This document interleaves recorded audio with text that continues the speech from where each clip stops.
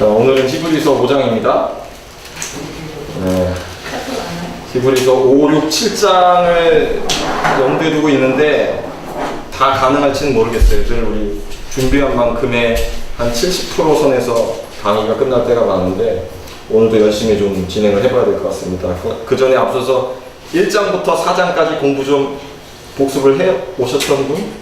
내지는 제가 유튜브에 올려놨는데 공부 좀 봤어요? 네, 좀 길긴 한데. 네, 그러면 앞에 1, 2, 3, 4장 잘 정리가 안 되신 거죠? 네, 그건 제가 알 거 아니고. 무조건 5장부터 나갑니다. 그래서 이 앞에 내용이 그래서 오늘 강의를 통해서 궁금해지시면 밴드에다가 내가 링크 걸어놨어요. 들어가 보면은 앞서 했던 강의가 아마 1장부터 3장까지인 것 같아. 그게 강의가. 4장은 어디에 없어졌어요. 예. 어쩔 수 없고. 그럼 오늘 5장부터 7장 좀 들여다보고라도 오신 분 읽어봤어요? 예. 여기서 처음 펴보는 거예요. 대박 사건. 노트랑 펜이랑 그 다음에 성경책 잘 준비하셔서 그러면 이제 진행합니다. 4장이 마무리되는 키워드가 뭐였냐면 요 컨셉이 이 공중에 붕 뜨면서 4장이 끝나요. 그 키워드가 뭐였냐면 대제사장이었어요. 그죠?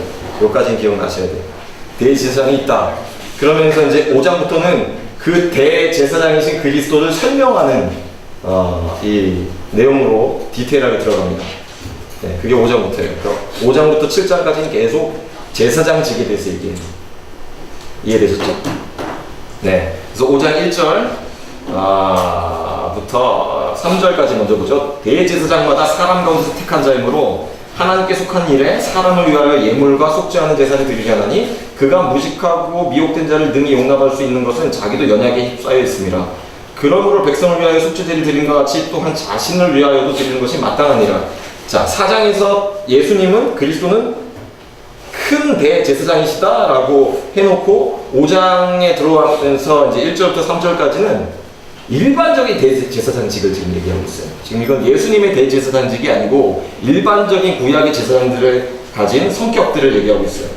1절을 보니까 첫 번째는 뭐였냐면 사람 가운데서 택한 자라는 거예요. 두 번째는 사람을 위해 존재해요. 그죠? 사람 가운데서 택해서 사람을 위해서 존재해요. 그러니까 하나님께서 독특한 목적으로 사람 가운데서 특정한 사람을 제사장직으로 택해서 그리고 사람들을 섬기게 한다는 얘기예요. 근데 이 일은 모든 제사장이, 우리나라 성경에는 그냥 제사장마다 되어 있는데 그 마다가 뭐 다 그런 뜻이긴 하겠지만 각각 여기에 모든을 넣으면 좀 더 강조된 뜻이 될 것 같아요. 모든 대제사장마다 사람 가운데 택합니다. 사람을 위해서 일을 하는데 무엇을 함으로 일을 해요? 그냥 가서 도와줘요? 사람을 위해서 하는 일 뭐예요? 예물과 속죄하는 제사를 드려요. 누구에게 드려요? 하나님께. 네. 그러니까 백성들의 예물과 속죄하는 제사, 제물들을 하나님께 드려요. 자, 그러면 백성과 하나님 사이에 있는 존재가 되는 거죠. 이걸 뭐라고 불러요? 중보자라고 해요. 중보자.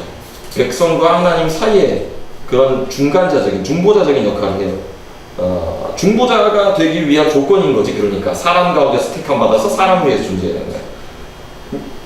예수님도 대제사장이다 했을 때는 그런 인간적인 제사장직들이 수행했던 그런 인성적 차원이 있는 거예요. 예수님도 사람 가운데서 완전한 사람이시잖아요. 그죠? 그리고 예수님의 이 백성들을 위한 사역도 동일하게 하나님께 재물을 가지고 오는 사역이에요. 물론 재물의 성격이 완전히 다르지만. 그러면서 대제사장들이 2절에 가면 어떤 이 캐릭터를 갖고 있냐면 무식하고 미혹된 자들을 능히 용납할 수 있다는 거야. 왜냐하면 자기도 그런 연약함이 휩싸여 있다. 여기서 무식하다, 미혹됐다라는 것을 한 단어로 하면 뭘까요? 네, 죄예요, 죄. 얼핏 잘못 생각하면 여기는 죄가 전혀 안 들어갈 수가 있거든. 무식한 게 무슨 죄냐? 미혹된 게 무슨 죄냐? 연약해서 그렇지. 연약함이지. 그게 연약함이지. 자꾸 죄라고 얘기하지 마라. 아니요. 성경이 죄라고 얘기할 때 그것은 연약함이에요.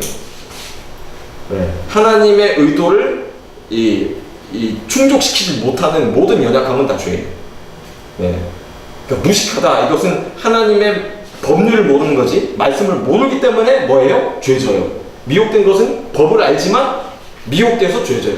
여하튼 간에 결론은 같아. 무식해도 죄짓고 미혹돼도 죄져. 그러니까 이 죄인들을 사람 가운데서 택함받은 제사장들마다 다 용납할 수 있다는 것 얘기예요. 왜냐? 자기도 그런 연약에 휩싸여 있으니까. 연약함에 둘러싸여 있으니까. 대제사장들도 다 뭐다? 죄인이라는 거지. 그 얘기를 하는 거야. 그러니까 예수님의 대제사장직을 설명하면서 사람 가운데 택함받아 사람을 위해 존재하는 임성적인 요소를 부각시키면서도 지금 그럼에도 불구하고 예수님을 일반적인 대제사장들과 구별시키고 있죠. 그죠? 그래서 3절에 이제 그러므로 대제사장들마다 이제 그렇기 때문에 백성을 위하여 속죄제를 드리는 것 같이 또한 누구를 위해서? 자기도 연약함에 휩싸였으니까 자기 자신을 위해서도. 그러니까 지도 죄인이지만 지를 위해서도 이 백성들을 위해서도 희생제를 드려야 되는 것이 이 제사장의 인성적 차원이에요. 자, 그런 면에서 예수님과 오버랩되는 부분이 있다.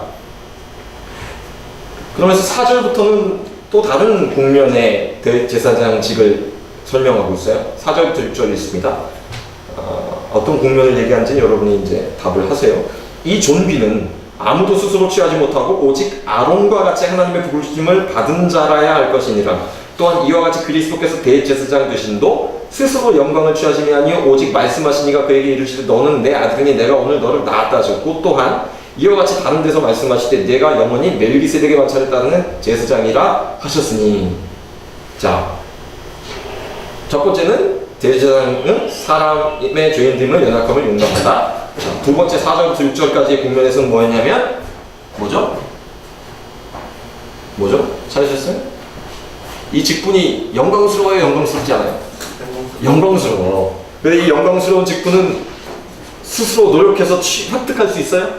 제사장 자격증 1급 합격하면 되는 거야? 그럼 대제사장 승급 심사 보고 막 그런 거예요? 그런 게 아니죠, 그죠? 사람이 취하는 게 아니야. 4절 보니까 이 존귀는 아무나 스스로 못 취해. 누가 부여해줘요? 하나님 부여해줘요. 네.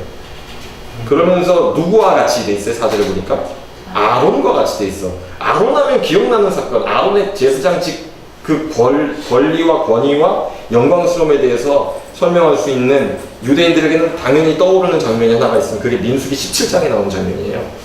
민수기 17장을 보시면 재미있는 사건이 기록되어 있어. 히브리서를 잘 공부하면 구약이 다 돌려요.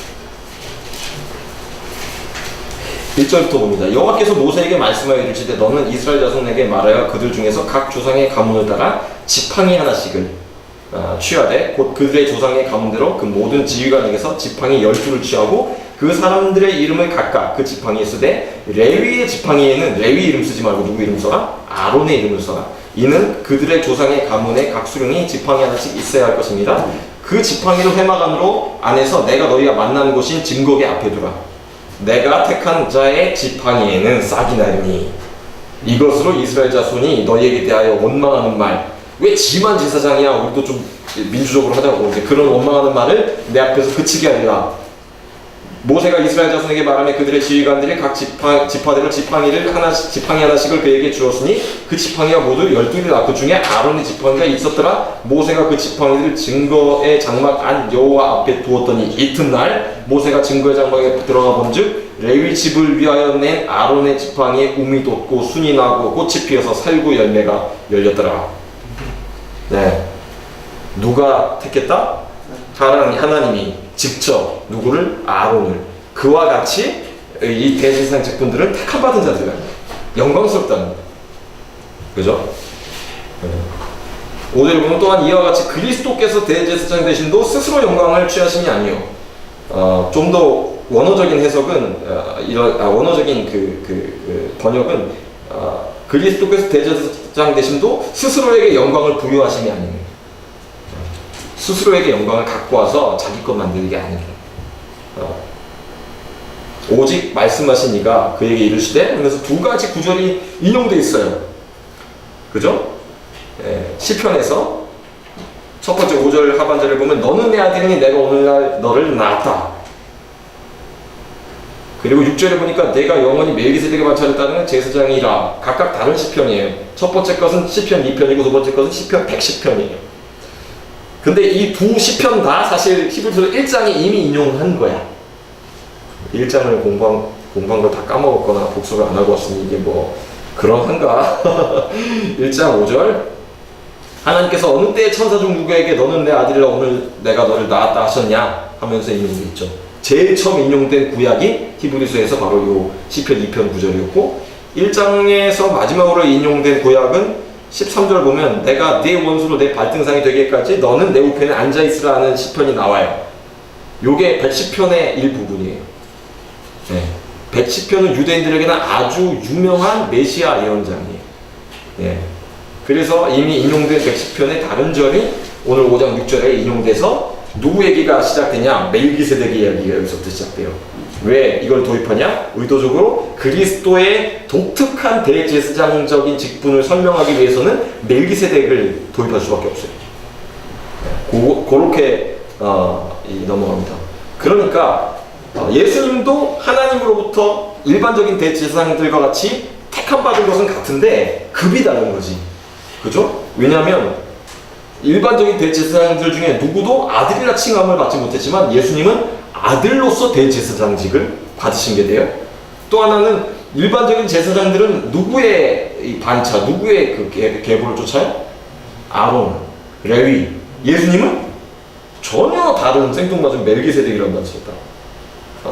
그러면서 이 6절에 인용된 이 시편 110편 4절 말씀은 내가 영원히 제사장이라는 거지. 영원히. 일반 제사장들은 이 정년 딱 되면 끝나는데 아니면 죽거나 예수님은 영원히.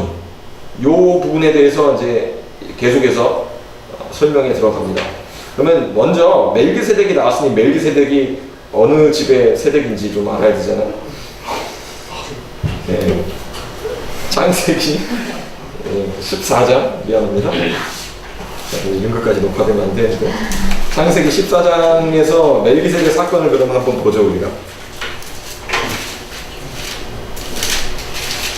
14장에 보니까 1절 조금 보면 전쟁 얘기가 나와요. 당시에 시날 왕, 그 다음에 엘리살 왕, 엘람 왕, 고임 왕, 이 사람들이 한 배가 되고 소돔 왕, 고모라 왕, 그 다음에 아드마 왕, 스보임 왕, 이 소알 왕 이렇게 또 한 패가 돼서 이 중동의 세계 대전처럼 이렇게 거대한 이 전쟁이 일어나요.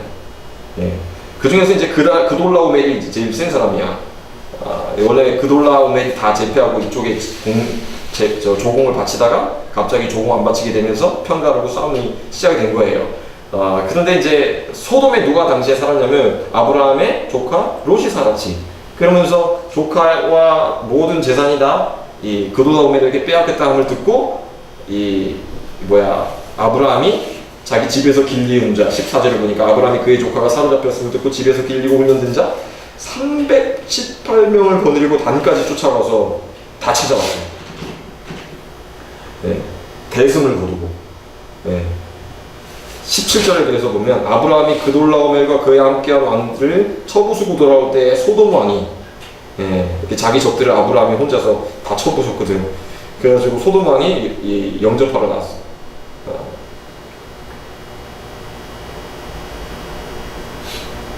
그런데 생뚱맞게 갑자기 이 2절에 등장하지 않았던 소돔 왕의 패거리와는 전혀 상관없는 18절에 어떤 왕이 등장해요? 살렘 왕 멜기세덱이 등장해요. 이 사람은 이쪽 저쪽 진영에도 상관이 없는 어디서 왔는지를 알 수 없는 존재. 근데 중요한 것은 이 살렘 왕 멜기세덱이 뭘 갖고 왔냐면 떡과 포도주를 갖고 왔어요. 어디서 많이 보는 장면이야. 그리고 기가 막힌 것은 멜기세덱이 지금 누굴 축복해요? 19절 보니까 아브라함을 축복해요. 언약을 받은 하나님으로부터 언약을 받은 첫 인간인 아브라함을 감히 축복을 해. 그럼 누가 더 센 거야? 멜기세덱이 아브라함보다 센 거예요. 예. 그래서 아브라함이 20절에 보니까 그 얻은 것에서 10분의 1을 11조의 유래가 나와요. 멜기세덱에게 주었더라. 예. 그러면서 멜기세덱은 어디로 사라져버리고 이제 소돔 왕이 다시 와서 이제 뭐 딜을 하자는 거죠. 그러니까 아브라함이 딜을 안 해주니까 딜을 안 해주고 아브라함은 나는 하나님만 섬긴다 뭐 그러면서 끝나요. 이 두려운 정황 속에 15장으로 넘어가면 아주 중요한 사건이 우리가 알고 있는 사건이 있어요. 뭐죠?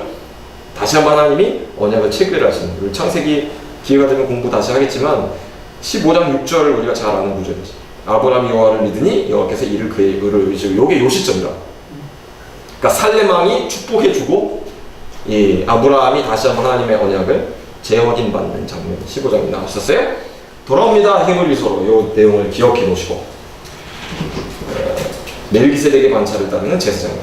그러니까 예수님은 일반적인 제사장처럼 사람이자 그럼에도 불구하고 하나님의 예언대로 오신 하나님의 아들로 오신 그러니까 신성 그러니까 5장 1절부터 6절까지는 이 대제사장 예수님의 대제사장직을 논할 때 인성과 신성이 같이 있다는 것을 선명하게 보여주고 있어요. 그렇죠? 그리고 사실 인용된 시편의 두 구절 다 뭐였어요? 메시아 시편이에요. 신성을 얘기하는 시편이에요. 그러니까 아론과 같으면서도 아론과 전혀 다르다는 얘기예요. 자, 그런 제사장이다. 그러면 그분은 어떤 사역을 하신 게 되냐? 7절부터 보시면 예수님의 대제사장적인 사역이 언급되어 있어요. 중보의 사역이지 물론. 근데 7절을 가만히 우리 7절부터 한번 그러면 10절까지 읽어보죠. 그는 육체에 계실 때 자기를 죽으면서 능히 구원하실 이에게 심한 통곡과 눈물로 간구와 소원을 올렸고 그의 경건하심으로 말미암아 들으심을 얻었느니라. 그가 아들이시면서도 받으신 고난으로 순종함을 배워서 온전하게 되셨은즉 자기에게 순종하는 모든 자에게 영원한 구원의 근원이 되시고 하나님께 멜기세덱의 반차를 따른 대제사장이라 칭함을 받으셨느니라. 아까 얘기한 것처럼 이 그리스도의 대제사장적인 인성적 차원이 지금 굉장히 강조가 되어 있죠. 그렇죠? 그러면서 육체에 계실 때로 시작하잖아. 7절 자체가 육체에 계실 때 예수님이 심한 통곡과 눈물로 간구와 손을 올렸다. 이것이 기억나는 장면이 하나 있어요? 어디예요? 네? 겟세마네지. 겟세마네에서 예수님 기도하시면서 그죠? 땀방울이 피처럼 떨어지도록 기도하시면서 이러한 통곡과 눈물과 간구와 소원이 있었다는 거죠. 그러면 그 간구와 통곡과 소원이 죽음을 앞에 둔 육체적 고통을 앞에 둔 두려움이었어요? 그게 아니었어요. 네. 그게 아니었어요. 그죠? 그것은 훨씬 더 심오한 영적 의미 속에서 해석이 돼야지. 아버지께로부터 버림당하는 것에 대한 이 번민이었어요. 이게 겟세마네의 기도지. 아들이시면서도 그렇게 하셨어요. 심지어는 8절은 이렇게 표현해놨어요. 그가 아들이시지만 순종함을 뭘 통해 배웠다? 고난을 통해 배웠다. 예수님이 순종함을 배울 필요가 있는 분이에요? 아니에요? 없어. 예수님은 그냥 그 자체로 본질 자체로 하나님의 뜻과 위배되는 것이 그 마음의 소원에 하나도 없으신 하나님의 아들이세요. 독생하신. 그때 순종함을 왜 배워야 되냐고. 그것도 뭘 통해서? 고난을 통해서. 우리는 순종을 어떻게 배워요? 뭘 통해서? 고난을 통해서 배워. 여기서 위배되는 인생 하나도 없어. 하나도 없다고. 인생들은 다 고난 받기 전에 순종하지 않아요. 다 끄덕끄덕 하네. 다 그런 거지. 고난이 있으면 순종을 배우는 줄 아시길 축복합니다. 근데 여기서 배우다라는 단어의 원어적인 의미에는 숙련이라는 뜻이 들어있어요. 숙련. 숙달, 숙련. 그러니까 뭔가를 계속 연습하듯이 고난을 통해서 순종을 연습하고 몸에 익히고 배게 하는 어떤 그런 어떤 역동성이 여기에 펼쳐져요. 예수님은 그럴 필요가 없는 분이야. 마치 그런 거지. 병역을 수행할 필요가 없는데 군대를 가주시는 거야. 왜? 군대에서 고통당할 우리의 형제들을 위해서, 그것을 직접 체험하기 위해서 병역을 감당할 필요가 없는데 자원 입대하시는 거죠. 무슨 말인지 알겠어요? 아주 적절한 비유가 지금 딱 나왔어요. 성령께서 주시는 인사이트 같은. 딱 그거예요. 예수님은 고난을 통해서 순종을 배울 필요가 없지만 이건 누구를 위해서요? 우리를 위해서요. 우리 앞서가시는. 그런데 그 고난을 통해서 순종함을 배우는 것이 구절을 보니까 그렇게 해서 온전하게 되셨은즉이라는 표현이 있어요. 완성됐다는 얘기야. 기억나는 구절이 나와야 돼. 여기서 십자가에서 예수님의 마지막 말씀, 다 이루었다. 온전하게 되셨은지. 예수님의 순종의 완성은 십자가에서의 숨이 끊어지는 그곳이야. 다 이루었다 하고 영원히 떠나가셨죠. 그게 온전하게 되신 거예요. 빌립보서에도 동일한 얘기를 하고 있습니다. 그렇게 됐기 때문에 이제는 자기에게 순종하는 모든 자에게 구원의, 영원한 구원의 근원이 되셨다 이렇게 돼 있어요. 그래서 근원이다라는 표현 자체가 우리나라 말에서 약간 뭔가 이 시작점이라는 뜻으로만 그냥 끝나는데 이게 원어는 조금 더 의미가 좀 강해요. 이게 뭐냐면 아이티오스, 여기서 파생된 말이 author, 창시자, 저자, 그 구원의 저자야. 그 구원을 만들어내신 거예요. 영원히 한 번 열렸다 닫히는 어떤 그런 게 아니고 영원히 예수님이 이 근원적으로 시작점이 돼서 이 창조자가 돼서 만들어 놓고 두시는 거야. 그러니까 영원한 구원의 창시자야. 아시겠죠? 그러니까 우리가 구원을 어떻게 받아요? 예수님이 이루어 놓으신 일을, 그것을 믿을 때 받잖아. 그렇죠? 그 2000년 전의 일이지만 그것은 오늘날도 동일하게 1세기에 예수 믿고 회개하고 구원받은 그리스도인의 이 구원 방식이나 오늘날 21세기의 정모가 구원받은 방식이나 같은 거예요. 정확하게. 왜냐? 예수님은 그때나 지금이나 영원한 구원의 근원이시니까. 그리고 하나님께 멜기세덱의 반차를 따른 대제사장을 징언하셨다. 자, 곧 예수님의 요 앞달락, 그러니까 요 1절부터 10절까지는 예수님의 대제사장직을 얘기할 때 일반적인 대제사장처럼 인간적인 차원을 분명히 동일하게 갖고 있다를 얘기하면서 살짝 그분이 신성을 가진 존재인, 또 차별된 존재인 것으로 언급이 되어 있는 거죠. 이해되셨죠? 그러면서 이 5장 11절부터 6장 20절까지는 일종의 그 잔소리장이에요. 지금 히브리서 저자는, 저는 바울이라고 확신하는데 뭐 많은 신학자들이 동의 안 하겠지만, 히브리서의 저자는 그 멜기세덱을 지금 설명하고 싶어하는 거야. 멜기세덱 하나 잘 설명하면 대제사장적인 그리스도의 사역이 확 정리가 될 수 있기 때문에 지금 그걸 설명하려다가 갑자기 10절과 11절 사이에는 아마 한숨이 있는 것 같습니다. 왜? 이 편지를 받을 인간들을 생각해보니 이 인간들이 이거 이해하겠나? 갑자기 짜증이 나기 시작했어. 그러면서 잔소리를 장이 시작합니다. 멜기세덱에 관하여는 우리가 할 말이 많으나 너희가 듣는 것이 두나무로 설명하기 어려우니라. 그죠? 그러면서 때가 오래되었으므로 너희가 마땅히 뭐가 되었어야 된다?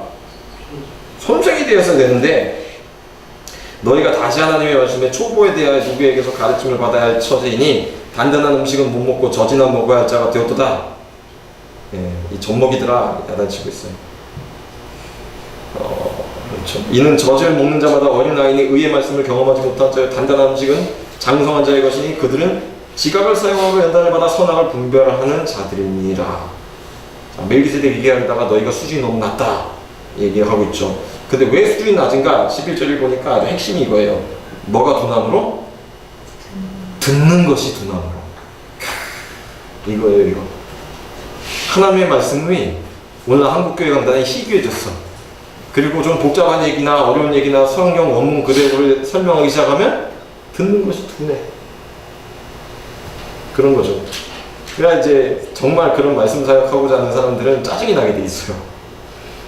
근데 저 이번에 남해 갔다가 은혜 많이 받고 왔는데, 남해 갔다가 야 요새도 이런 청년들이 있구나. 정말 긴 시간 어려운 얘기 막 복잡한 얘기 하는데 경청하고 졸리면 일어서서 뒤에 가서 받아줬구나 그랬어요. 이건 아주 좋은 매너 같아요. 여러분도 졸리면 뒤에 가서 뒤에 가서 서서 받아줘서. 어쨌든 이제 듣는 것이 둔하면 안 된다는 거지. 또 하나의 변수가 있어요. 12절에 보니까 때가 오래되었으므로 회심 이후로 시간이 충분히 지났다는 거야. 그러니까 히브리서 저자는 아마도 초대교회의 전체 분위기가 그랬는 것 같아요. 이 두 가지 변수만 있으면 사람은 반드시 변해야만 한다라는. 첫 번째는 듣는 거, 계속 듣는 거. 두 번째, 시간. 하나님의 말씀을 들으면서 충분한 시간이 지나면 마땅히 뭐가 돼야 된다? 선생이 돼야 되는데, 그러면서 아주 좀 자존심 상하는 표현을 써요. 하나님 말씀의 초보에 대해서 다시 배워라. 그러니까 이거는 글 읽는 것부터 다시 배워라, 이런 뜻이에요. 이 문명들아 좀 심한 얘기예요.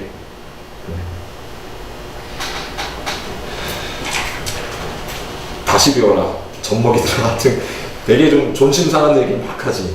자극적인 얘기. 왜 그럴까요? 정상적인 신앙에 열심히 있는 사람들은 이런 자극받으면 어떻게 해요? 정신 차리고, 심지어는 내가 그렇게까지는 수준 낮지 않다는 걸 증명하려는 그런 마음 때문에라도 뭔가 열심을 내게 돼 있거든. 근데 상당히 많은 사람들이 이제 그것조차도 안 되죠. 막 이렇게 책망하면 입 튀어나오고 삐치고, 설교가 너만 설교하냐, 다른 데 가면 더 좋은 설교 많이 있다고 가버리지. 야단을 못 치는 교회가 됐어요. 여긴 교회 아니니까 저랑 좀 가까워질수록 야단을 맞겠죠? 할렐루야?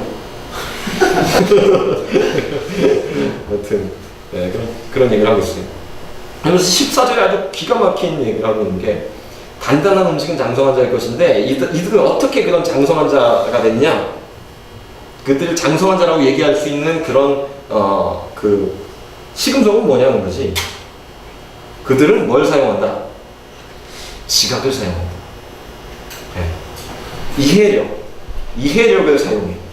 하나님 말씀을 들으면서 이게 그런가? 이게 무슨 뜻일까? 이게 과연 어떤 뜻일까? 어떤 의미일까를 묻고 답하고 지각을 사용함으로, 그러면서 연단을 받는다는 것은, 우리는 약간 개념이 연단 받으면 약간 뭔가 고생하는 그건데, 꼭 마치 지각을 사용하러 연단을 받으면 꼭 스파르타 학원에 들어가 있는 것 같은, 스파르타식 성경학원 이런 데 들어가 있는 것 같은 영상을 주는데, 연단을 받다의 이 헬라어가 재밌어요.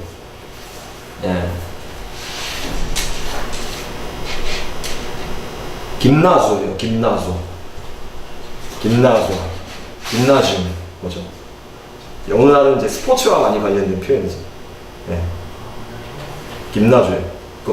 운동 연습하듯이. 김나스트. 그거지. 그게 여기서 나온 거. 김나주. 그러니까 지각을 사용해서 무슨 스포츠맨들처럼 계속 연습하는 거야. 하나님의 말씀을 공부하고 배우고 암송하고 토론하고, 그러면서 지각이 연단이 돼서 이게 이 근육이 되고 굳은 살이 막히면서 어떤 사람이 되냐면 선악을 분별하는 자예요. 뭐 선악과를 먹어서 그렇습니까? 아니고 이것은 옳고 그름을 하나님의 말씀에 빗대어서 옳음과 그름을 정확하게 얘기할 수 있는 사람들이 된다는 거예요. 그들이 이제 바로 장성한 자라는 거죠. 장성한 자들이 되시기를 축복합니다. 그러면서 다시 이제 6절부터 그럼 그리스도도의 초보에 대한 언급을 하면서 경고하고 있어요. 맥락은 이거예요. 게으르면 불순종으로 넘어간다. 게으르면.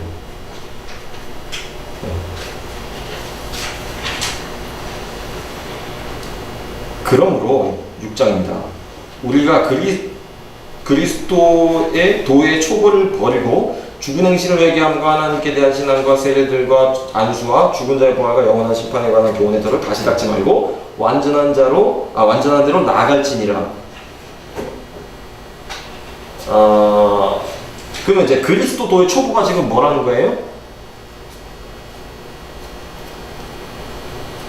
뭐죠? 1절 2절 다 나왔잖아.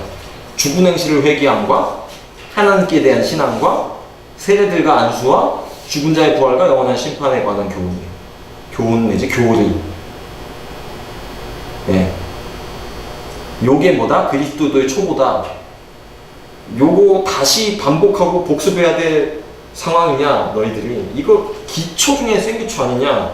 이런 센 기초는 알파벳은 떼고 그리스도도의 초보를 내버려 두고 완전한 대로 더 성숙한 대로 더 깊은 대로 나가야 될 단계가 너희들이 아니냐, 그 얘기를 하고 있는 거죠. 이해되셨죠? 그래서 그리스도도의 초보가 이렇게 정리가 되어 있어요. 아주 체계적으로 하나하나씩 볼까요? 요게 입문입니다. 죽은 행실을 회개하는 거. 이것이 안 된 상태에서 교회에 입문해 있으면 그 사람은 신자가 아니요. 신자가 아닌 사람들을 유지관리 해줘야 되는 게 교회면 교회는 기능을 상실해요. 오늘 한국교회 안에 죽은 행실을 회개함이 무엇인지 그 근처에도 가보지 않고 그런 의도와 마음도 전혀 없는 인생들이 앉아가지고 머릿수를 채우고 있고, 제발 머릿수 채워다오 호객행위를 하고 있다고요. 그러니까 그리스도의 또의 초보가 없는 거지. 죄송합니다. 좀 흥분했어요. 짜증나. 그렇죠. 진정한 행실을 회개함을 통해서 뭐가 생겨요? 두 번째로 넘어가요. 회개를 체험하고 나면 뭐가 생겨? 하나님께 대한 신앙이 생겨. 우리 다 그랬잖아. 그죠? 하나님이 얘기 암만 설명해줘도 전혀 속이의 경읽기처럼 들렸다가 어느 순간 내가 십자가 앞에 내 죄를 회개하고, 이 죽일 놈을 대신해서 내 주께서 저렇게 고난당하셨구나 회개하고 주님을 나의 인생의 왕으로 영접하고 나니까 그 다음부터 하나님에 대한 믿음이, 지식이 반짝반짝 생겨나기 시작합니다. 그러면 이런 정상적인 그 거듭난 신자들에게 뭘 줘요? 뭘 줘요? 세례를 줘요. 세례는 이때 주는 거야.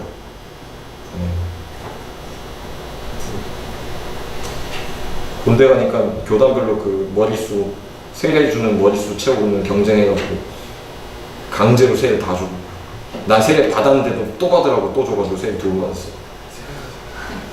나 진짜 막 내 인생에서 가장 한국교회에 대한 거대한 실망과 충격에 부딪혔던 데가 바로 연무대 교회였어요.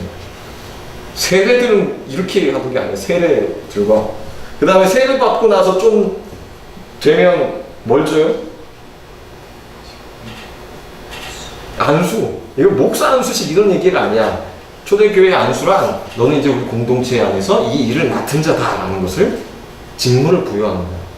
집사, 장로, 감독, 그죠? 또 그런 사역적인 직무를 부여받는 거야. 그래서 세례와 안수는 뭐냐면 공동체로 들어가서 공동체의 사역자가 된다니까. 그죠? 세례들과 안수. 그 다음에 이제 마지막에 죽은 자의 부활과 영원한 심판에 관한 종말론적인 교훈들. 이거는 생기초다. 다시 닦을 필요 뭐 있냐?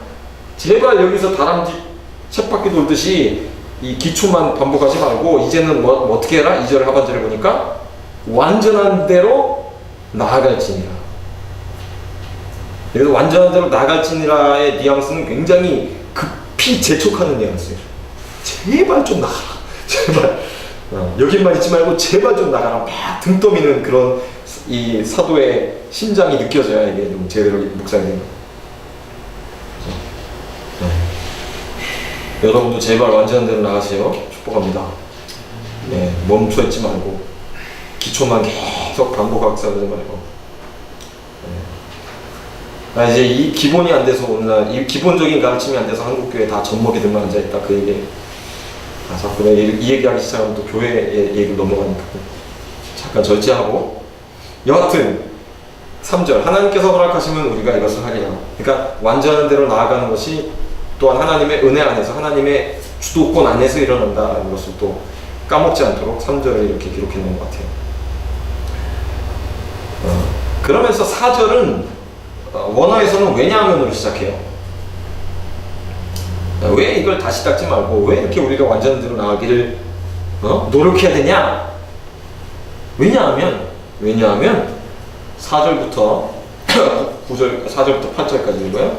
왜냐하면 한번 빛을 받고 하늘의 은사를 맛보고 성령에 참여한 바 되고 하나님의 선한 말씀과 내세 능력을 맛보고도 타락한 자들은 다시 새롭게 하여 회개하게 할 수 없나니 이는 그들이 하나님의 아들을 다시 십자가에 못 박아 드러내놓고 욕되게 함이라. 땅이 그 위에 자주 내리는 비를 흡수하여 밭가는 자들이 쓰기에 합당한 채소를 내면 하나님께 복을 받고 만일 가시와 엉겅퀴를 내면 버림을 당하고 저주함에 가까워 그 마지막은 불사름이 되리라. 요게 아주 기가 막히게 이렇게 저렇게 타락의 과정들이 언급되어 있잖아요. 요게 1절, 2절의 그리스도도의 초보의 내용과 이 병행구를 이뤄요. 보세요. 한번 빛을 받고 내가 죄인인 줄 모르는 어두운 인생이었는데 복음의 빛이 딱 비추면서 내가 이렇게 시커먼 놈이구나. 죽은 행실을 회개하니. 그럼 하늘의 은사, 가장 귀하고 보배로운 은사는 뭐냐면요, 기프트는 뭐냐면 믿음이에요. 신앙이에요.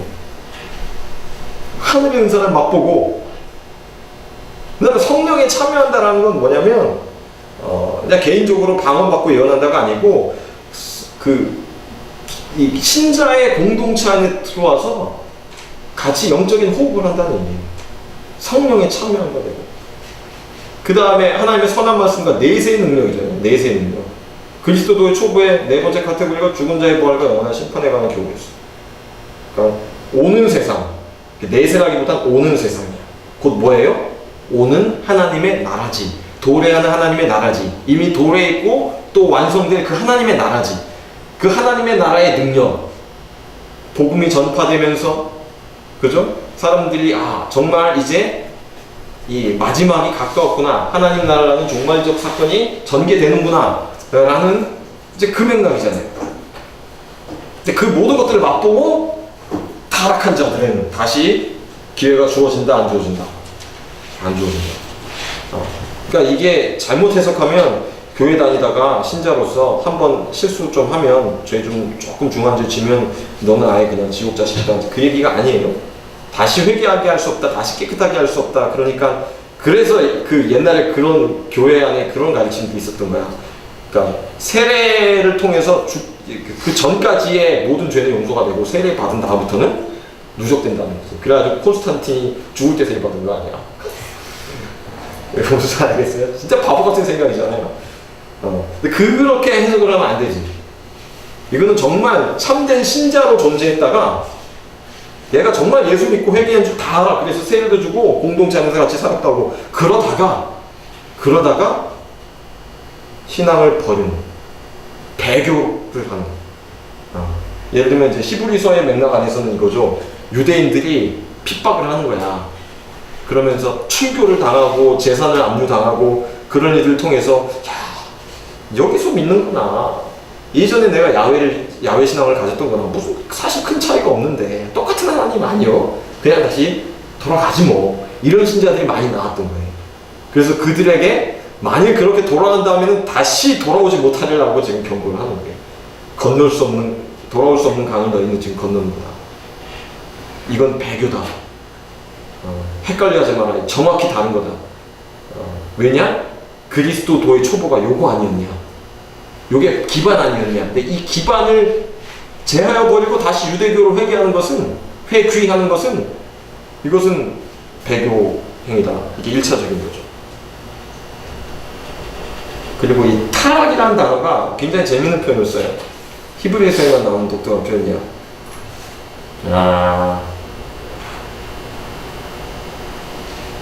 파라피토 이래가지고, 이 파라는 옆이고 피토는 떨어지다. 그러니까 옆에 떨어지는. 이게 타락이야. 옆에 떨어져. 그러니까 모든 컨디션이 같아. 이 정확하게 여기에 딱 안착하게 돼 있는 출발점이라고 봅시다. 예? 바람이라는 변수도, 속도라는 변수도, 질량이라는 변수도 같아. 뚝 해서 분명히 여기 떨어져야 되는데 하나는 졸로 가버리네. 이게 타락이에요. 벗어나지는 거예요. 그러니까 너 거기가 아니라는 거지. 글로 가면 안 된다는 거지. 그런 경고입니다. 그렇게 타락한 자들은 왜 다시 회개할 수 없냐면 예수님을 영접한다는 것은 뭐였냐면 내 죄로 인해 당신이 나를 대신해서 죽으셨습니다 했어요. 곧 나 때문에 욕을 보셨습니다.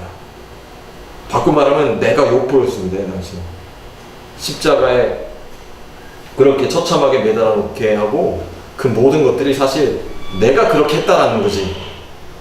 근데 내가 그렇게 했습니다. 주님 이게 내가 그런 겁니다. 주님 당신의 고난은 나 때문입니다. 이렇게 다 얘기해놓고 나서 다시 이게 배교한 다음에 얘기가 된다면 그건 뭐가 된다고? 두 번 예수님을 십자가에 2번 죽이는 거야 된다.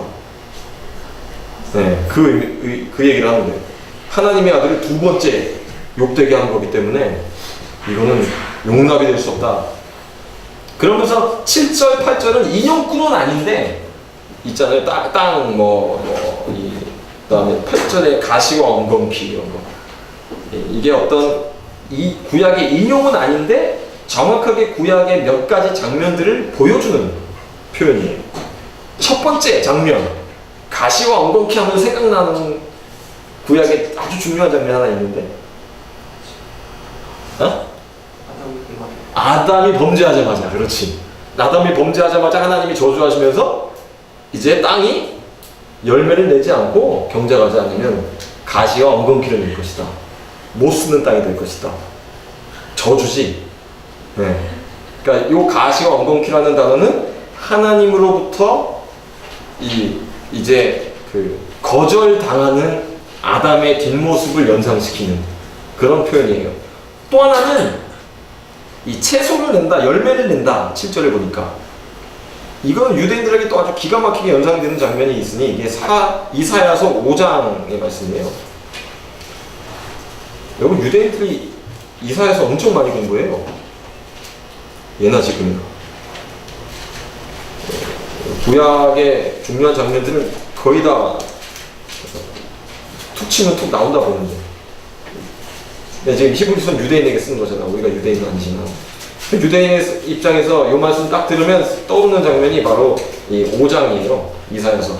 나는 내가 사랑하는 자를 위하여 노래해야 돼. 내가 사랑하는 자의 포도원을 노래해야 되라. 내가 사랑하는 자에게 포도원이 있으며 심히 기름진 사내로다. 3번 반복해요. 내가 사랑하는. 완벽하게 사랑하는. 땅을 파서 돌을 제하고 극산품 포도를 심었도다. 그 중에 망대를 세웠고 또 그 안에 술투를 팠도다. 좋은 포도 맺기를 받았다니까 모든 장치는 다 했어. 그렇게 사랑했어. 뭘 맺었어? 그랬더니 들포도를 맺었도다. 그래서 3절 예루살렘 주민과 유다 사람들아 구하노니 이제 나와 내 포도원 사이에서 사리를 판다가 이거 어떻게 해야 되냐? 6절 내가 그것을 황폐하게 하니 다시는 가지를 자름이나 북을 돋우지 못하여 뭐가 날 것이다? 찔레와 가시가 날 것이다. 그죠? 뭐예요? 하나님으로부터 독특한 부르심과 돌봄을 은택을 입었음에도 불구하고 하나님이 의도하시고 기대하신 열매를 맺지 못하고 옆에 떨어진 타락한 그들에 대한 얘기지. 그죠? 그렇게 되면 하나님으로부터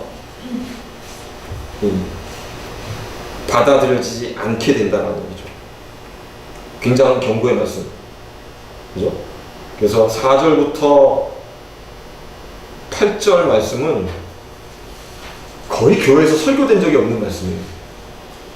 네. 들어본 적 없을 거예요, 거의.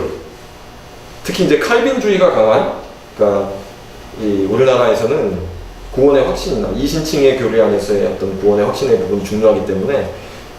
근데 사실 오늘 4절부터 8절을 보면은 구원이 상실될 수 있어, 없어요? 갑자기 애매해지지. 그래서 이제 알미니안주의에서는 이 말씀 중요하게 봐요. 네. 감신은 갈 거지? 감신은 알미니안주의는 잘 기억해요. 니네도 알미니안주의 아니야? 성결도? 나는 칼빈주의. 이제 사실은 균형의 문제예요. 균형의 문제. 그러니까 예수님 대충 믿고 무슨 예수님 믿는 것을 그냥 지 기분대로 이랬다 저랬다 할 수 있는 그런 사람은 하나님께 구원받은 신자 아니에요. 그 사람 가짜예요. 그러나 정말 구원받은 신자라면 하나님이 보존하십니다. 하나님 분명히 보존하세요. 이제 그럼에도 불구하고 이 말씀은 경고로 아주 깊이 새겨야 되지. 왜? 경고하고 있으니까 성경 자체가. 그러면서 9절부터 11절을 읽을게요. 사랑하는 자들아,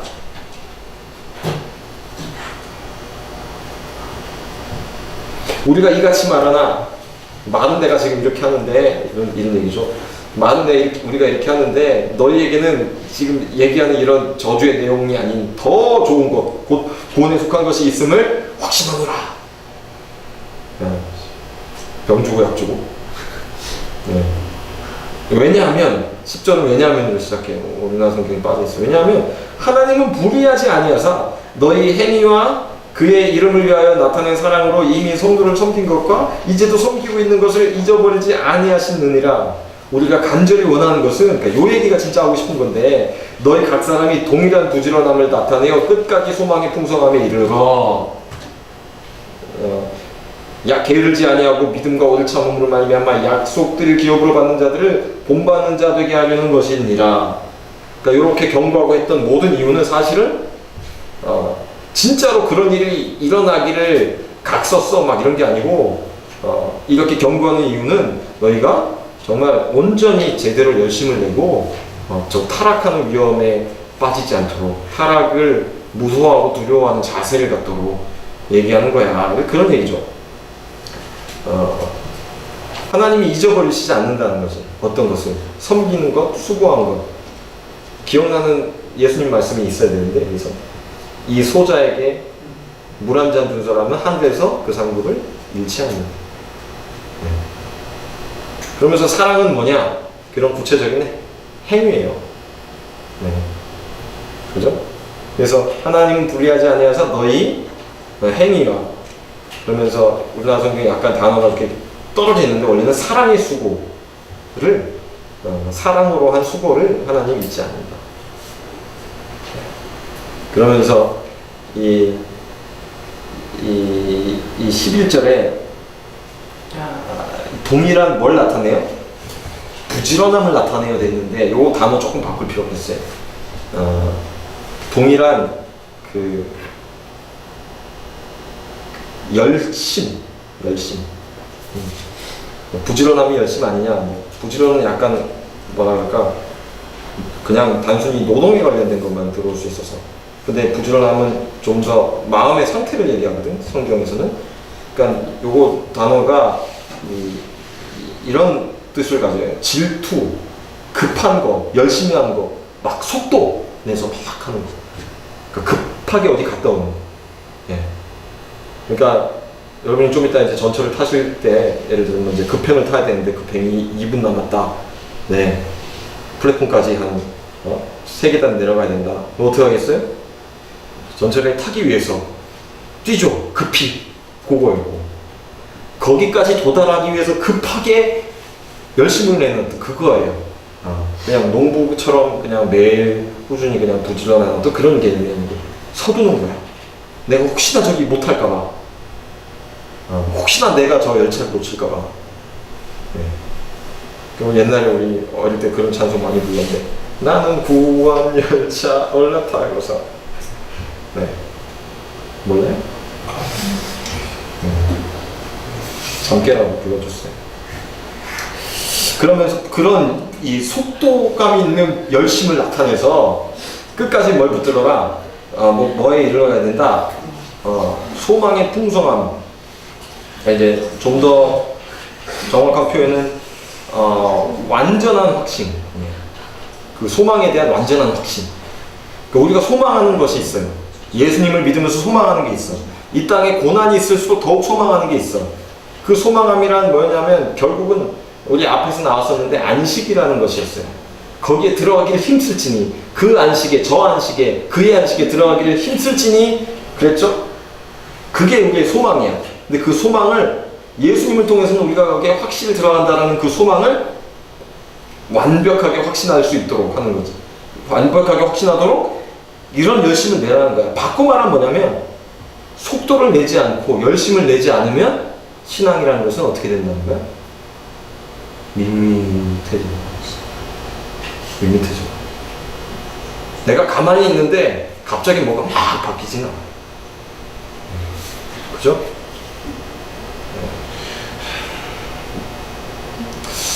근데 참 이런 마음이 우리한테 다시 좀 급한 마음이 회복됐으면 좋겠어요. 네. 전진하지 않는 자는 퇴보합니다.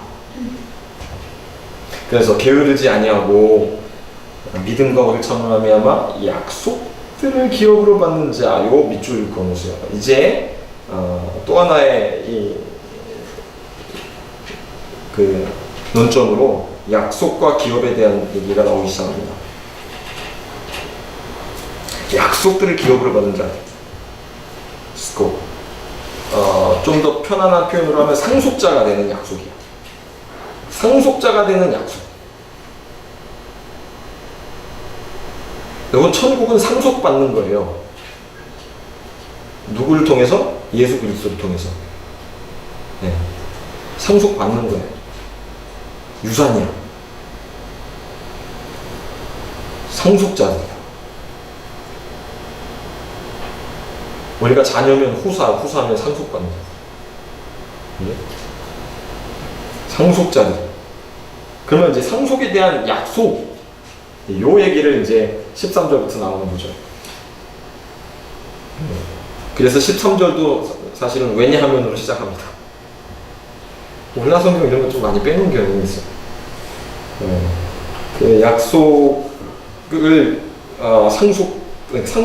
상속자가 되는 약속을 끝까지 붙들게 하려 합니다. 그렇게 하면서 왜냐하면 하나님이 제일 먼저 약속하면 떠오르는 인물이 누구냐? 아브라함에게 약속하실 때 가르쳐 맹세할 자가 자기보다 더 큰 이가 없으므로 자기를 가르쳐 맹세하여. 자, 약속을 하시면서 맹세하면서 약속했다는 거예요. 이게 중요해요. 하나님이 약속만 해도 약속인데 하나님이 자기 자신을 가르쳐 맹세하면서 약속을 하셨다. 그래서 맹세하면서 약속에서 말씀하신 내용이 뭐냐? 14절에 내가 반드시 너에게 복주고 복주며 너를 번성하게 하고 번성하게 하리라 하셨더니 아브라함이 이 약속을 오래 참아서 받았다는 거야. 그죠? 아브라함의 일대기를 유대인들이 다 알고 있잖아요. 아브라함이 오래 참아서 이 약속을 마침내 받았다는 얘기예요. 그러면 지금 여기 내가 너를 복준다, 하나님이 자기 자신으로 맹세하여 약속하신 이 장면이 도대체 창세기에 어디 나오냐? 창세기 22장입니다. 창세기 22장에 무슨 사건이 있었을까요? 네? 창세기 22장의 사건. 아브라함 인생의 최대의 시련. 마누라도 2번이나 배신해 봤지만 그거보다 더 큰 시련. 이삭을 제물로 바쳐라라는 하나님의 명령이었어요. 그래서 이삭을 데리고, 이거는 22장을 나중에 창세기 공부하면서 아주 깊이 공부할 기회가 있을 거예요. 오늘은 쭉 그 내용은 다 아니까 생각하고, 그래서 이게 다 끝난 다음에 뭐 여호와 이래 이렇게 하면서 16절부터 갑니다. 이르시되, 테스트를 통과한 아브라함에게 여호와께서 이르시기를 내가 나를 가리켜 맹세하노니, 여기 나오는 거지. 내가 나를 가리켜 맹세하노니 내가 이같이 행하여 내 아들 내 독자도 아끼지 아니하였은즉, 그러면서 하나님께서 처음부터 약속하셨던 12장에 15장에 말씀하셨던 그 약속을 다시 한번 확신시켜 줍니다. 내가 네게 큰 복을 주고 내 씨가 크게 번성하여 하늘의 별과 같고 바닷가에 모래와 같게 하리니 내 씨가 그 대적의 성문을 차지하리라. 또 내 씨로 말미암아 천하 만민이 복을 받으리니 이는 내가 나의 말을 준행하였음이니라 하셨다 하니라. 아멘. 네, 요겁니다. 돌아옵니다. 히브리서 6장으로. 자, 15절에 그가 이같이 오래 참아 약속을 받았느냐. 그래서 하나님이 맹세로 약속하신 이제 그 내용을 가지고 16절부터 설명해요. 사람들은 자기보다 더 큰 자를 가리켜 맹세하나니 맹세는 그들이 다투는 모든 일의 최후 확정이니라. 막 애들이 싸움하다가 너 맹세해? 니네 아빠 걸고 맹세해? 이런 거지. 우리 아빠 내가 목숨 걸고 맹세해. 그런 거예요. 자기보다 더 큰 자를 가리켜 맹세하니까 그래 그러면 네 말을 맞는 걸로 일단 치자. 다투는 일에 최후 확정이니라. 통과됐죠? 16절. 잘 이해됐죠? 하나님은 17절에요. 약속을 기업으로 받는 자들에게 그 뜻이 변하지 아니함을 충분히 나타내시려고 그 일을 뭘로 보증하셨다? 맹세로 보증하셨다. 그럼 18절. 이는 하나님이 거짓말하실 수 없는 이 두 가지 변하지 못할 사실로 말미암아 앞에 있는 소망을 얻으려고 피난처를 찾은 우리에게 큰 안위를 받게 하려 하심이라. 이 두 가지 변하지 못할 사실은 뭐야? 그러면 첫 번째는 하나님이 약속하셨다야. 그죠? 하나님이 약속하셨어요. 근데 그걸로도 하나님이 충분함에도 불구하고 한 번 더 반복해서 두 번째는 뭐예요? 맹세하셨다는 거예요. 그러니까 하나님이 약속도 하시고 맹세까지 하셨어. 하나님은 근데 거짓말 안 해. 그러니까 거짓말 안 하는 분이 약속도 하고 맹세까지 했어. 두 가지. 변하지 못한 사실로 말미암아. 그러면 이게 우리에게 뭘 주냐? 자, 하나님께서 그리스도 예수 안에서 우리가 하나님 나라의 상속자가 된 것을 약속하셨어요. 맹세하셨어요. 아브라함에게도 약속하시고 맹세하셨듯이. 그렇기 때문에 18절 자세히 보면 이제 그런 의미가 되는 거지. 이 소망, 우리 앞에 있는 소망, 그 11절에 나왔던 소망, 그죠? 이 소망을 얻으려고 피난처를 찾은 우리에게 큰 위로를 받게 하려 하시네요. 네. 소망이 어디 있냐? 세상에 없죠. 네, 하나님이 소망이죠. 그분이 우리의 기업이죠. 네. 그분이 다스리시는 것을 우리가 기다리죠. 네, 그것이 우리의 소망이에요. 근데 그 소망이 이루어질 것이냐? 아니냐? 염려하지 마라. 반드시 이루어질 것이다. 뭘 가지고 알 수 있냐? 아브라함을 봐. 약속하시고 맹세하셨다. 그 얘기죠. 그러면 그 약속과 맹세를 우리는 아브라함은 아브라함이라 치고, 아브라함은 하나님이 직접 말씀하셔서 약속하고 맹세했으니까 그건 아브라함이고, 나는 무슨 근거로 내가 약속과 맹세를 받은 사람인 줄 아냐고 라는 질문이 떠오를 수 있어요, 없어요? 이미 떠올랐죠? 그게 이제 19절 20절이에요 같이 읽습니다. 시작. 우리가 이 소망을 가지고 있는 것은 영혼에 가까워서 튼튼하고 견고하여 휘장 안에 들어가나니 그리로 앞서가신 예수께서 멜기세덱의 방침을 따라 영원히 대제사장이 되어 우리를 위하여 들어가셨느니라. 자, 우리가 그 약속의 장소에, 하나님의 그 안식의 장소에, 그 승리의 자리에, 완벽한 하나님의 나라에 실현되는 그 자리에 어떻게 들어갈 수 있냐? 우리는 더 확실한 걸 가졌어요. 아브라함보다 더 확실한 거. 이게 뭐냐면 영혼의 다처럼 확실한 건데 누가 먼저 앞서서 들어가셨다라는 그 사실이에요. 그러니까 뭘 지금 대칭을 이루고 있냐면 아브라함에게 하나님이 약속하시고 맹세하셨지. 그게 이제 증빙서류라면 우리에게 있는 증빙서류는 뭐냐면 이 팩트인데 그리스도께서 휘장 안으로 들어가셨다라는 팩트예요. 우리의 대제사장께서. 그러니 하나님이 약속하고 맹세하신 것이 아브라함에게 그렇게 오래 그가 인내하고 기다렸을 때 이루어진 것처럼 이 땅에 예수 그리스도를 의존하고 신뢰하고 뒤따라간 자들에게 반드시 이루어지지 않겠냐라는 얘기를 하는 거지. 그럼 누가 우리의 보증서류다? 예수님. 이해되셨어요? 근데 정말 너무너무 그 놀라운 표현을 지금 쓰고 있어요. 영혼의 닷 같아서 튼튼하고 견고하다. 닷이 뭐예요? 배가 이제 닷을 내려놓으면 배가 안 움직이죠. 그죠? 네. 그러니까 아무리 풍랑이 오고 파도가 일어도 완전히 얼음땡하듯이 딱 멈춰있나? 그건 아니지. 파고에 따라 밀리기도 하고 올라가기도 하고 내려가기도 하는데 위치를 이탈해요? GPS 찍으면 그대로야. 올라갔다 내려갔다 하지만 배멀미는 하겠지만 이 땅의 고난과 염려와 위로와 수고와 여러 가지 사건과 변수와 문제들이 끊이지 않겠지만 그러나 GPS 찍으면 그대로라고. 왜? 예수님을 믿는 그 신앙이 영혼의 닭 같은 거야. 그렇게 확실한 거야. 그런 확실함을 묘사하기 위해서 영혼의 닻이라는 표현을 쓰고 있어요. 근데 어디로 들어간다? 다시 어디로 들어간다? 19절에. 네, 휘장 안에 들어가는 거예요. 그러니까 히브리서 기자의 지금 집요한 신자들을 초대하는 자리는 휘장 아니에요. 마침내 들어가야 할 그곳이에요. 하나님의 모든 의도와 뜻이 완성되는 그곳이에요. 거기로 들어가는 거예요. 휘장 안에 들어가는 거예요. 근데 어떻게 가능하냐? 20절에 나온 것처럼 누가 앞서가셨어요? 예수께서.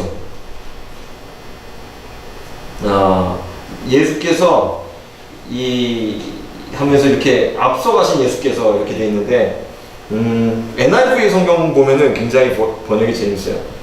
Our forerunner Jesus예요. 그러니까 우리의 앞에 달려가시는 예수. 그러니까 요거를 이렇게 그림을 지금 연상해봐. 저 휘장 너머를 향해 예수님이 달려서 들어가고 계시고, 그죠? 그 예수님의 뒤를 보면서 우리도 같이 달리고 있는 거야. 휘장 안으로. 근데 그 휘장인데 예수님이 들어갈까 못 들어갈까 뒤에서 관찰하고 있는데 예수님이 어떻게 하셨어? 쑥 들어가 버리셨어. 그러니까 우리도 저기에 도달하면 어떻게 돼요? 쑥 들어갈 거야. 근데 우리는 아직 달려갈 길이 남았지. 그림이 연상이 됐어요? 네, 그겁니다. 이 땅의 신자의 삶이란 바로 그 예수님이 앞서가신 그것을 보면서 그것을 따라가는 거예요. 앞서 들어가셨어. 예수님은 꼬리 냈고 우리는 아직 노중에 있습니다. 그러나 확실히 들어갈 거예요. 그 사실은 영원에 닿을 것 같아요. 왜? 예수님이 들어가셨으니까. 10분 쉬었다가 다시. 자, 그래서 우리에게 있는 지금 대제사장이신 예수님의 독특한 점을 계속 좀 설명하고 있는 거예요. 그러면서 그분의 독특성을 설명하기 위해 도입된 것이 바로 멜기세덱에 대한 설명이었고, 멜기세덱 얘기를 하려고 하다가 뭐였죠? 못 이해할 것 같으니까 한번 좀 잔소리 들어가고 또 격려했다가, 사실 요거까지가 6장 마지막까지가 계속 다시 격려하면서 격려를 마무리하고 격려와 권고를 마무리하고 다시 논점이 어디로 돌아와요? 멜기세덱으로 돌아오는 거예요. 그래서 6장 마지막 절에 멜기세덱이 다시 언급되면서 7장부터는 이제 드디어 본격적으로 멜기세덱이 누구냐부터 설명이 들어가고 있어요. 굉장히 인격적인 방법이지, 티칭이.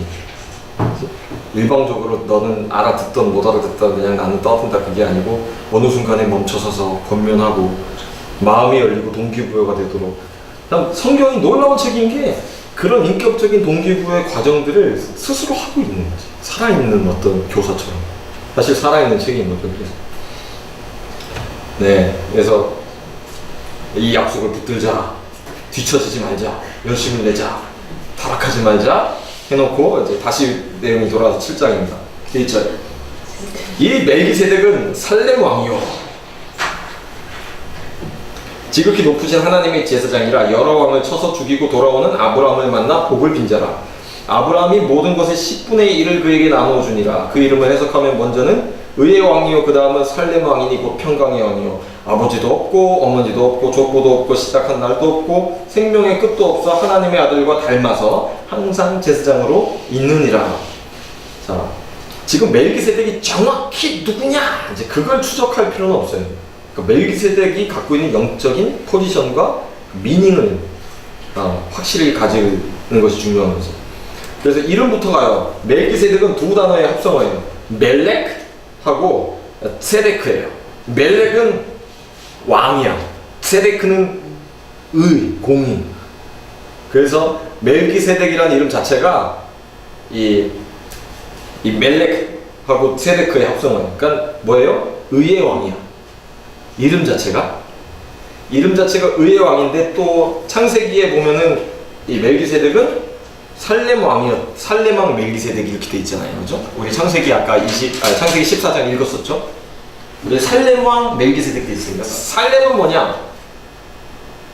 살렘은 샬롬이죠. 평강이에요. 네. 그러니까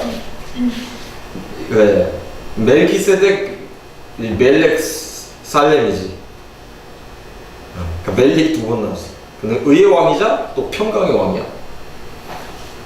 예. 왕일 뿐더러 특이한 것은 또 뭐예요? 지극히 높으신 하나님의 뭐라고 표현되어 있어요? 지금 7장 1절은 창세기 14장에 나왔던 그 묘사를 그대로 갖고 온 거거든. 그는 그러니까 의의 왕이자 평강의 왕이자 지극히 높은 하나님의 제사장이라. 왕이자 제사장이야. 왕이자 제사장이야. 예. 구약의 기름 부음을 받는 직분이 셋 있는 거 아시죠? 왕, 선지자, 제사장. 기름 부음을 받다, 기름을 붓다 라는 단어 마수에서 나온 게 메시아예요. 기름 부음 받은 자. 그래서 그리스도의 직분은 왕, 선지자, 제사장의 직분을 다 갖고 있어요. 그죠? 이걸 한 사람이 한 인격이 다 갖고 있지 못했었어요. 예수님이지. 아브라함이 이 모든 것을 10분의 1을 그에게 나눠줬다. 11조를 바쳤다는 거야. 예. 의의 왕, 평강의 왕에게. 예. 그 이분은 아버지도 족보도 그러니까 어디서 왔는지 저는 몰라. 그 다음에 어디로 갔는지도 몰라. 다만 중요한 사실은 아브라함이 그에게서 축복을 받았고 아브라함이 그에게 10분의 1을 드렸다라는 거예요. 그리고 이름이 이러하다라는 거예요. 그러면서 설명이 들어가요. 멜기세덱과 레위는 뭐죠? 레위 계파에서 뭐가 나와요? 아론. 그죠? 그러니까 레위 지파는 제사장 지파예요. 그렇죠? 그러니까 레위 지파가 제사장직을 수행하는 건데 그것과 별개로 지금 멜기세덱의 반차를 얘기해야 되니까 그러면 둘 중에 뭐가 더 세냐? 그 얘기를 하는 거죠. 이해되시죠? 죄송합니다. 탄산물을 먹어. 이 4절, 이 사람이 얼마나 높은가를 생각해봐. 조상 아브라함도 노량물 중 10분의 1을 그에게 주었느니라. 레위의 아들들 가운데 제사장의 직분을 받은 자들은 율법을 따라 아브라함의 허리에서 난 자라도, 그러니까 아브라함의 씨로 난 자라도 자기 형제인 백성에게서 10분의 1을 취하라는 명령을 받았으나 레위 족보에 들지 아니한 멜기세덱은 아브라함에게서 10분의 1을 취하고 약속을 받은 그를 위하여 복을 빌었나니. 자, 무슨 얘기냐면 레위 계통의 제사장들은 백성에게서 11조를 받아요. 무슨 얘기냐면 레위 계통의 제사장들이 백성보다 높은 거야. 그러니까 바치는 거야. 그리고 하나님과 백성 사이를 중보하는 이들에게서 축복을 받는 거예요. 그치? 그러니까 제사장이 높은 거야. 근데 가만히 보면 이 백성이 레위한테 바치는데 레위는 아직 태어나지도 않았을 때, 그러니까 아브라함의 그 중손자 아니야. 그러니까 아브라함의 허리에 있다라고 표현을 해요. 그래서 예.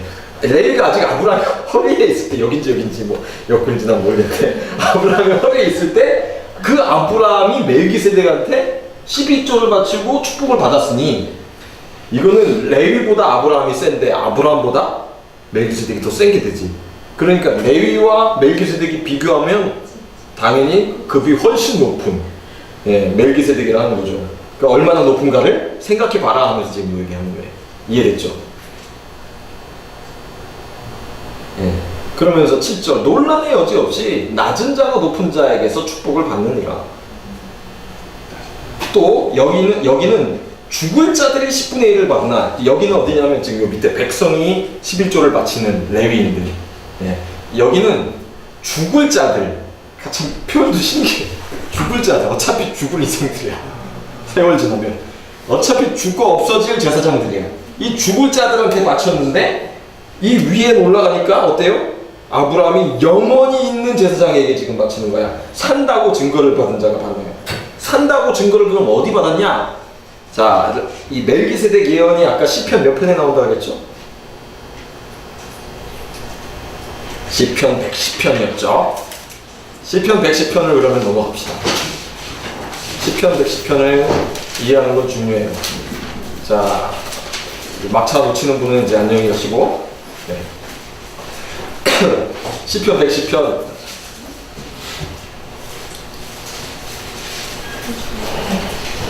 여호와께서 내 주에게 말씀하시기를 내가 네 원수들로 내 발판이 되게 하기까지 너는 내 오른쪽에 앉아 있으라 하셨도다. 다윗이 그죠? 이 메시아를 주라 칭했은즉 왜 메시아가 다윗의 자손이겠느냐? 누가 하신 말씀이에요? 예수님이 하신 말씀이죠. 요거 인용해서 여호와께서 시온에서부터 주의 권능의 귤을 내보내시리니 주는 원수들 중에서 다스리소서. 주의 권능의 날에 주의 백성이 거룩한 옷을 입고 즐거운 연신하니 새벽의 새 같은 주의 청년들이 주께 나오는도다. 여호와는 맹세하고 변하지 아니하시리라. 이르시기를 너는 멜기세덱의 서열을 따라 영원한 제사장이라 하셨도다. 아멘. 그죠? 너는 멜기세덱의 서열을 따라 어떤 제사장? 영원한 제사장이라. 그러면서 4절에 보면은 여호와는 어떠하시다? 맹세하고 변하지 아니하십니다. 요 맹세에 대한 언급은 우리가 아까 6장 하반절에서 봤죠. 약속을 맹세하신. 그러니까 맹세하신 그 하나님이 여기 시편 110편에 맹세로 예언을 주시는데 그 그리스도를 칭해서 너는 영원한 멜기세덱의 반차를 주신 영원한 제사장이다. 그래서 7장으로 히브리서 7장으로 다시 돌아오시면 또 여기는 8절이에요. 여기는 죽을 자들이 10분의 1을 받으나 저기는 산다고 증거를 얻은 자가 받았느니라. 이해되셨죠? 네. 9절입니다. 또한 10분의 1을 받는 레위도 아브라함으로 말미암아 10분의 1을 바쳤다고 할 수 있나니. 그러니까 10분의 1을 받는 레위도 아브라함 속에서 아브라함 안에서 이미 바친 거나 같은 거야. 그런 뜻이죠. 이는 멜기세덱이 아브라함을 만날 때 레위는 어디 있었다? 자기 조상의 허리에 있었습니다. 재밌는 표현이에요. 히브리인들의 허리에 있어. 조상의 허리에 있어. 내 허리에 내 후손들이 있는 거야 지금. 허리에. 그러니까 내가 하는 건 후손들이 하는 거야. 계승되는 거죠. 그러니까 아브라함이 한 거는 그 허리에 있었던 레위가 하는 거랑 같은 거야. 그러니까 그만큼 멜기세덱은 레위 계통의 제사장보다 월등하다. 그 얘기를 한 거고 11절부터 그럼 또 갑니다. 레위 계통의 제사장으로 말미암아 온전함을 얻을 수 있었으면 백성이 그 아래서 율법을 받았습니다. 온전함을 얻을 수 있었으면 그러니까 레위 계통의 제사 직분이 완벽했으면 어찌하여 아론의 반차를 따르지 않고 멜기세덱의 반차를 따르는 다른 한 제사장을 세울 필요가 있느냐. 그러니까 멜기세덱의 반차를 쫓은 새로운 제사장을 성경이 예언하고 있는 것은 그 자체로 레위 계통의 제사장직이 불완전함을 얘기하고 있는 거죠. 임시적인 이 상황인 것을 얘기하고 있는 거죠. 완전한 것이 올 때 본체가 오기 전까지 뭐라는 거예요? 그림자라는 거예요. 그러면서 백성 아래 11절에 보니까 백성이 그 아래에서 율법을 받았다 돼 있어요. 지금 율법과 제사 직분이 계속 혼용돼 나올 거예요. 요 뒤로는. 그러면 율법과 제사법은 사실 다 율법이라는 범주 아래 있어요. 자, 모세가 시내산에서 그죠? 우리 신명기 공부했었죠? 모세가 시내산에서 하나님으로부터 법전을 받아요. 계약이 체결됐어. 자, 그때 계약이 체결될 때 받은 법전이 그 10계명이었고 그 10계명이 더 자세하게 풀어져서 다양한 도덕법과 제사법들로 하나의 법적 시스템을 이루고 있었어요. 그러니까 제사법 따로 도덕법 따로가 아닌 거예요, 사실. 이것은 다 통합되어 있어. 레위기를 나중에 공부할 기회가 있으면 공부할 텐데 레위기도 그래서 제사법만 얘기하고 있지 않아. 도덕법도 같이 있어요. 예. 왜냐하면 제사와 삶은 분리되지 않아요. 예, 하나님의 백성들이. 그렇기 때문에 지금 율법과 제사의 직분이 같이 나란히 가면서 이 둘은 한 세트라는 거예요. 이 컨셉을 갖고 있어야 돼. 율법과 이 제사법은 세트다. 네. 율법 세트, 율법 종합 세트 안에 제사라는 파트가 있어요. 곧 있으면 추석이잖아. 종합 선물 세트 딱 받으면은 파트를 있잖아. 샴푸들이 있고 비누도 있고 치약도 있고 그렇죠? 네, 그런 거예요. 이 세트라는 거예요. 그러니까 하나가 불량품이면 이 세트 전체가 불완전한 제품이라는 거지. 이것도 굉장히 아주 이해를 도울 수 있는 표현이 나왔어요. 지금. 이런 거는 영감이야. 가르치면서 하나님이 여러분에게 은혜를 주시기 위해서 저한테 주신 인사이트들이에요. 자, 제사 직분이 바꾸어졌은즉 율법도 어떻게 된다 그래서? 12절이에요. 바꾸어진다.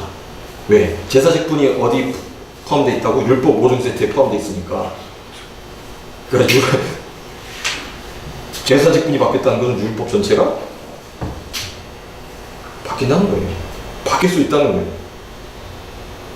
13절 갑니다. 이것은 한 사람도 제단 일을 받들지 않는 다른 지파에 속한 자를 가리켜 말하는 것이다.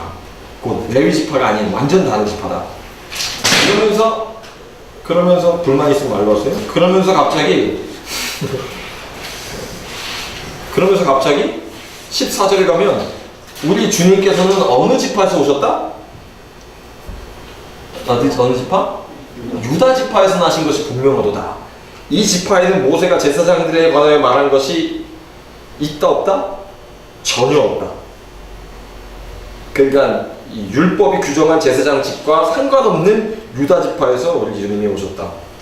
그런 그 사실 자체가 뭐예요? 마치 멜기세덱이라의 반차를 쫓은 레위 계통의 제사장직 외에 또 다른 계통의 제사장직이 예언된 것 그대로 이루어진 것을 얘기했다는 얘기를 하는 거죠. 이해되셨어요? 그러면 유다에 대한 얘기를 좀 보셔야지. 유다에 대한 얘기를 좀 볼까요? 창세기 49장. 창세기 49장 8절부터. 지금 여기는 야곱이 죽기 전에 12아들을 축복하고 있는 장면이에요. 근데 유다라는 이 아들은 유다의 삶을 보면 사실은 존경할 만한 것이 하나도 없어. 축복받을 만한 것이 하나도 없어. 그래서 유다는 사실 좀 저질이야. 그 유다라는 인물 자체가 굉장히 저질인데, 근데 어떻게 하나님의 은총 가운데서 유다를 통해서 뭔가가 이 유다와 상관없이, 유다의 캐릭터와 이 됨됨이와 상관없이 하나님의 은총 가운데서 뭔가 일어날 것이 여기 이 야곱을 통해 예언되어 있어요. 8절부터 보세요. 유다야, 너는 내 형제의 찬송이 될지라. 내 손이 내 원수의 목을 잡을 것이요 내 아버지의 아들들이 네 앞에 절하리로다. 그러니까 모든 아들들이 내게 절할 것이다. 유다는 사자 새끼로다. 라이언 오브 주다. 유다의 사자. 내 아들아, 너는 움킨 것을 찢고 올라갔도다. 그가 엎드리고 웅크림이 술사자 같고 암사자 같으니 누가 그를 범할 수 있으랴. 규는 왕이 다 들고 있는 지팡이에요. 그 규가 유다를 떠나지 아니하며 통치자의 지팡이가 그 발 사이에서 떠나지 아니하기를 같이 읽습니다. 실로가 오시기까지 이르리니 그에게 모든 백성이 복종하리로다. 실로가 오시기까지. 실로가 누구야? 실로는 화평하게 하는 자예요. 그가 유다의 자손으로 오신다는 얘기야.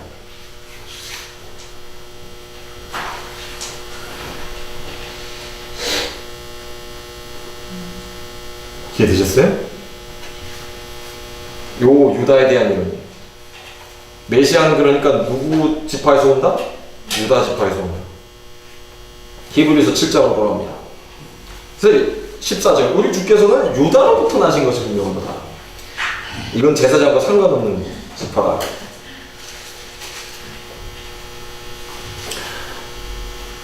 또 하나는 이제 15절에 멜기세덱과 같은 별다른 한 제사장이 일어난 것을 보니 더욱 분명하도다.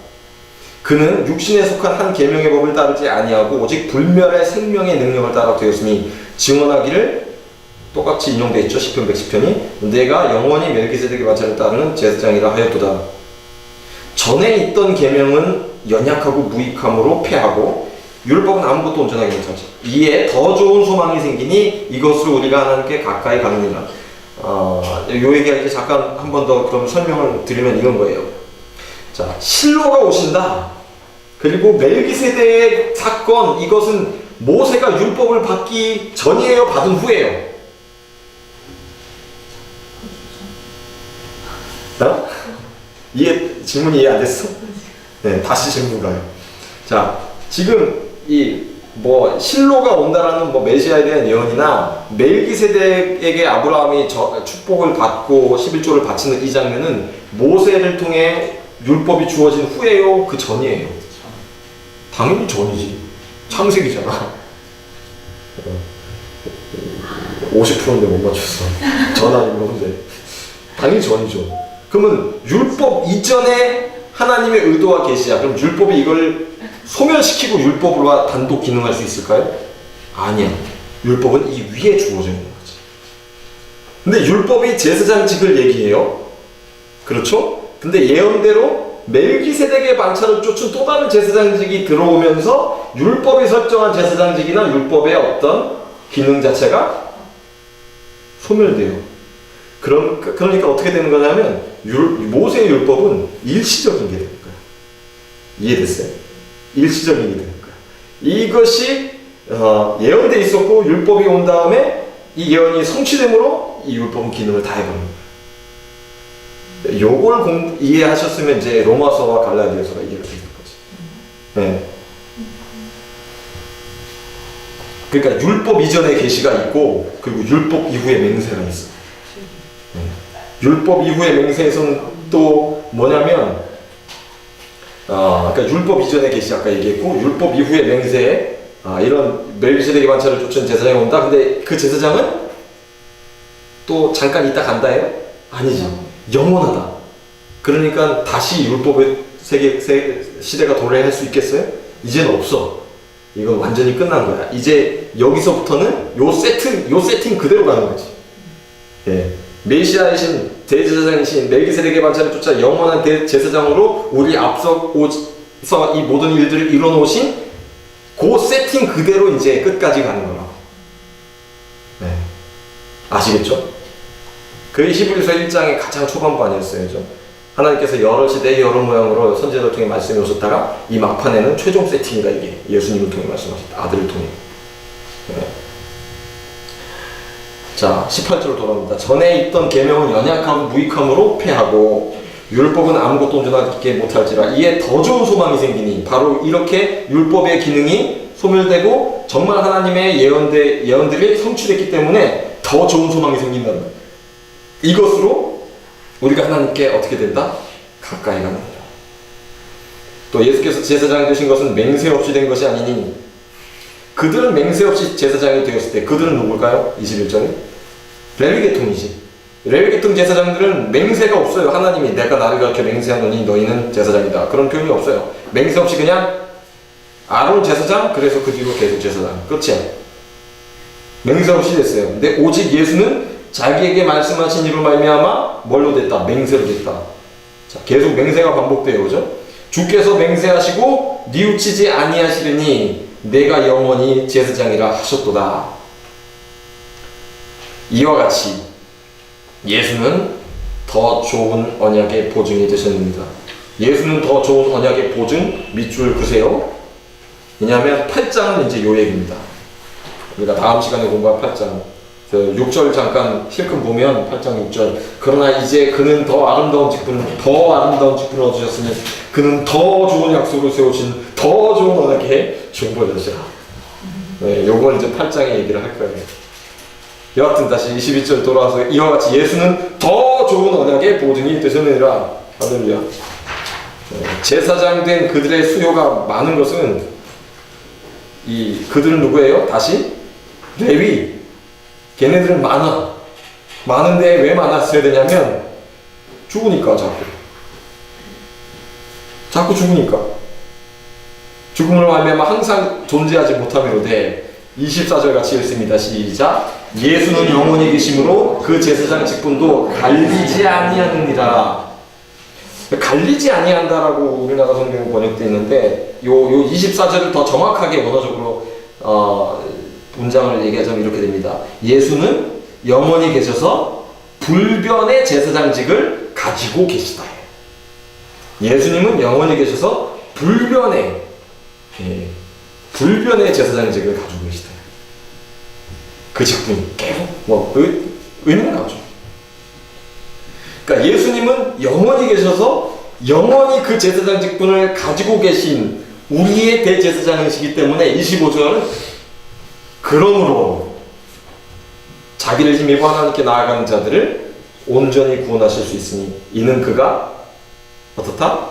항상 살아계셔서 그들을 위하여 간구하십니다. 아멘. 예수님이 그 직분을 흔들리지 않고 붙들고 계시기 때문에, 보유하고 계시기 때문에 이게 참 우리에게 큰 은혜예요. 항상성이잖아. 하나님과의 관계에서의 신자는 항상성을 가져요.